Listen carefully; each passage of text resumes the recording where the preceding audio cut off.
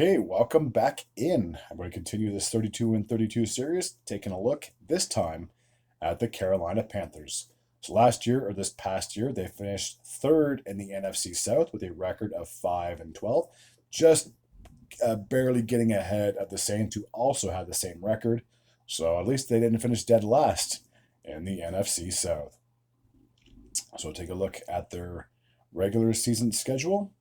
Again, I never really pay attention to the preseason, and if they did, they still lost more games than they won. So starting the season out, they would lose their first two games. They would finally they would finally get their first win against the Raiders. Kind of ironic that Derek Carr would beat out his former team. Who would have guessed? Who would have guessed that?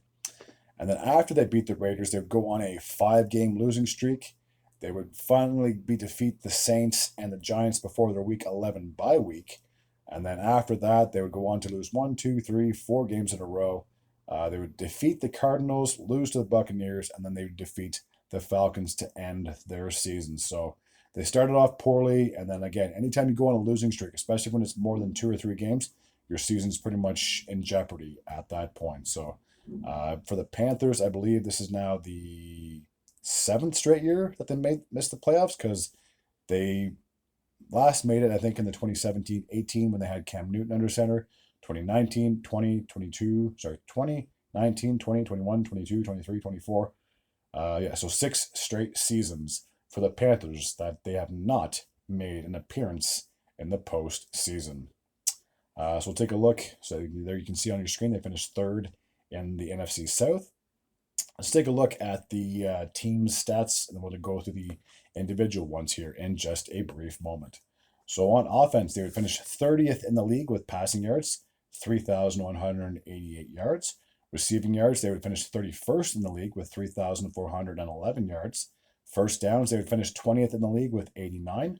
Rushing yards, they were 18th in the league with 1,878. And points, they were 23rd in the league with 341 total offensive points, or points, I should say, in general. On the defensive side of things, they would finish 30th in the league in sacks with 32.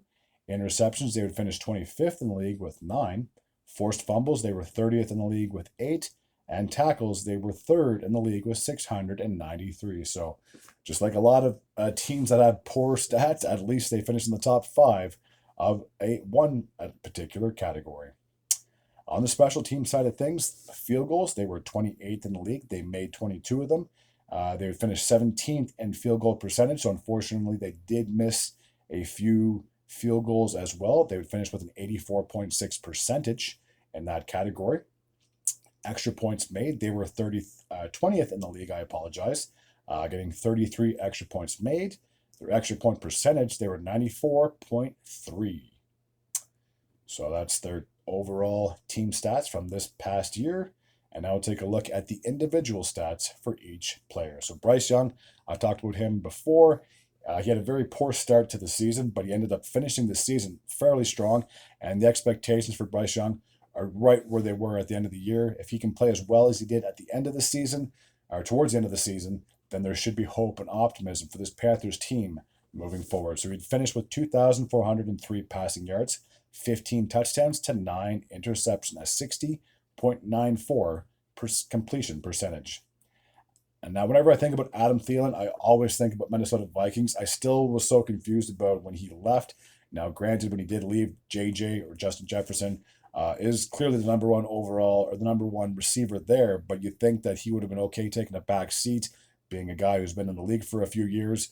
Unfortunately, he decided he wanted to go south instead of north. Maybe just wanted to get away from the cold. Who knows what decisions influenced him leaving Minnesota. So he would finish with 615 receiving yards, 48 receptions on 5 touchdowns. Xavier Legette, I believe, or Legette, would finish with 497 receiving yards, 49 receptions, and 4 touchdowns. Chuba Hubbard, I should say, I believe, the running back, would finish with 1,195 rushing yards on 250 attempts and 10 touchdowns as well. Bryce Young, just like a lot of quarterbacks, is mobile as well. He would finish with 249 rushing yards on 43 attempts and 6 touchdowns for himself. Jadeveon Clowney, man, this guy's been around the league for a few It feels like he's been on almost every team. I know he came in the league with the Seahawks, but ever since then, he's been bounced around by a few different teams. This past year, he had finished with 5.5 sacks, 24 total tackles, and that's about it. Xavier Woods, the free safety, would finish with 72 tackles and 3 interceptions. And he'd also finish with 3 interceptions of his own, 6 pass deflections, and 72 tackles.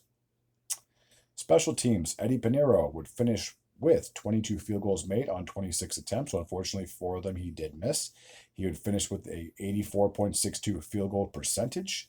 And when it came to the punter, Johnny Hecker would finish with 3,338 yards on 73 punts, and he averaged roughly 45 yards a kick.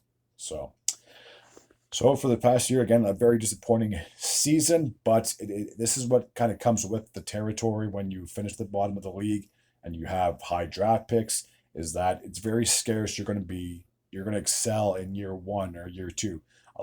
Some players take longer to develop than others, and I know this past season was a bit of an issue between the quarterback position, because they kind of kept alternating between not Sam Darnold, I apologize, but between Andy Dalton and Bryce Young. So there wasn't really a number one legitimate guy, in my opinion, for the quarterback position until, like I said, the end of the year, when Bryce Young was finally found his legs and finally got his ish together.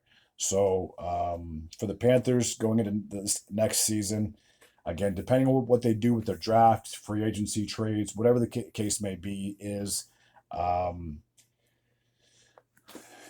the NFC South, to me, now I'm not trying to disrespect all 4 teams or whatever it is, or whatever the case may be, is I'm trying to get my words right.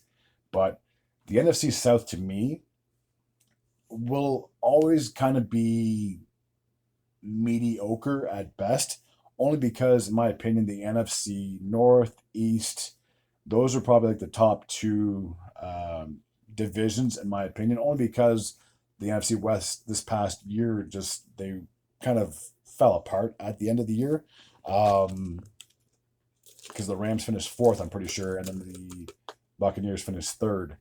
But let's be realistic. If every single player was healthy and all the teams were good throughout the entire year, I would still pick any team from the NFC West to do better than the teams from the NFC South. Now, again, I'm not trying to disrespect the Buccaneers, Panthers, Saints, or the Falcons, but when I think of competitive teams, when I think of teams that have, year after year, they're always good, they're always in the playoffs, they're always in the mix, rarely do I ever think about teams in the NFC South, because it's been 2 straight years that the Buccaneers won. Yes, they won 1 game last year, and then they lost in the divisional round, and then this past year they lost in the wild card round. So the Buccaneers have made the playoffs, but they haven't made much noise, if that makes any sense. And then, like I said, when it comes to the NFC West, the 49ers were plagued by injuries, but if they weren't, I'd still take the 49ers over the teams in the NFC South. And same goes for the Seahawks and the Rams. I mean, there's 3 really solid teams, and let's put the Cardinals in the mix, because they were atop of that division for a little while, and they kind of fell apart at the end of the year. So again, I just think that the teams in the West, North, and East are just a little bit better, and a little bit more competitive and more consistent than the teams in the NFC South, folks. So if I had to make a bold prediction as to where I think the Panthers finish next year in the NFC South, it's probably going to be 3rd, maybe even 4th again. I think the 2 bottom teams in that division are likely going to be the Saints and the Panthers. I just think that the Buccaneers and the Falcons are the teams to beat, in my opinion, for that division at least.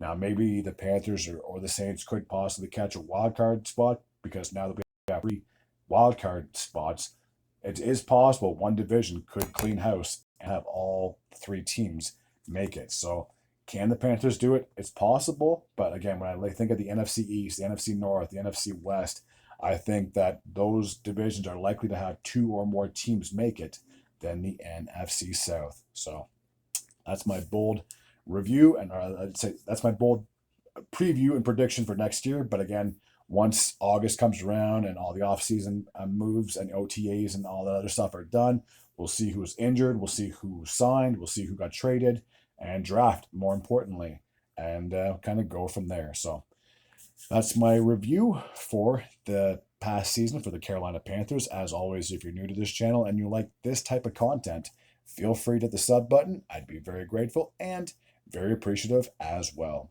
Until next time, and as always, take care.